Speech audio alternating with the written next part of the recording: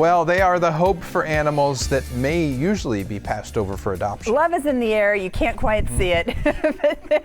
It's just emanating right now. Kim Silver with Kill Pima County and Lisa Ritter with In the Arms of Angels here to introduce us to Ari and what makes him so special. I'm so glad you brought him today. So lovable, right? Tell us his story, because he's very trusting and very healthy considering what he's been through. Tell us the backstory behind him. So backstory is he was found down, hit by a car on the San Carlos reservation. He was left there for a week until he had some veterinary help, and then he came to Tucson to recover. He has a hind leg amputation, but he gets along just fine. Oh, you almost can't even tell when you first see him. He's walking around like nothing. Even here laying, you can't even tell, and it doesn't stop him from doing what he wants to do, right? Yeah. You said it's one of the easiest fosters you've ever had. One of the easiest fosters. He loves kids. He loves dogs of all sizes. He's playful, he's happy, he's lovable. He's a perfect dog. He really is. I mean, we say that about a lot of the dogs that you bring in, but there is truly something special about him. It really is. He's soft, so soft, he's sweet, and just one of the many animals that otherwise would have been passed up had it not been for these two organizations, especially working together. So Kim, talk about the mission of Save the Saveable and why it's so important, like in this case, for example, to save these animals that can be saved. So Save the Saveable is a campaign to bring awareness to dogs and cats who have been either in a shelter for too long or in foster care for too long, who might have a special need. Ari at this point doesn't really have any special needs. He's fully healed from his medical injury, and he's been in foster care for 9 months, and he's only a year old. So he's a young dog, and really we haven't marketed him before, and neither has the rescue. So this is his first opportunity to really get some exposure to find the right forever home. So we want to get him out of foster care, although Lisa loves him to death.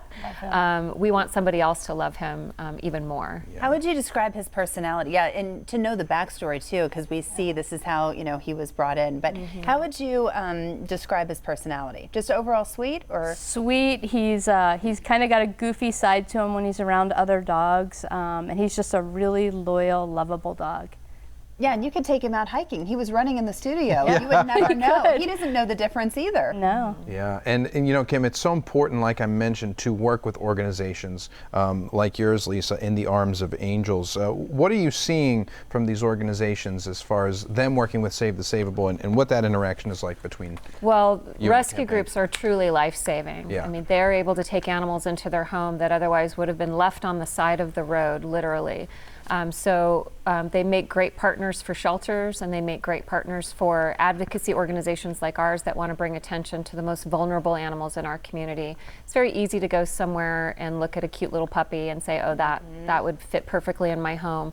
But when you look at a dog that's maybe had a medical issue, might have a slight disability like an amputation or even a behavior problem, these are still very worthy animals ready for adoption. And so we work very well together to try to find them the right placement. Yeah, well, and just to mention that puppies are not the best. They present their own challenges. The cuteness only lasts so long when you're dealing with the shoes that have disappeared and everything else that comes along with it. But what would you say about people who have adopted special needs dogs? What do they say to you after they come into their homes and their lives? Best thing they ever did. Yep. Yeah, it makes it a little extra special when you've saved an animal who's had some trauma in their past. They're so grateful to be in a loving, safe environment that it really, I think, creates a better bond for the adopter and the dog. They know. Oh, they really know. Absolutely. And I've experienced it too, and it is really amazing. Yeah, and so Lisa, what would you tell people to encourage them not only to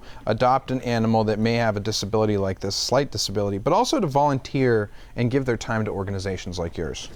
Well, I don't look at him that he has a disability. The only thing, most people can't even see that he's without one leg until they see his cute little hop. So I've got another tripod at home too, and he gets along just fine.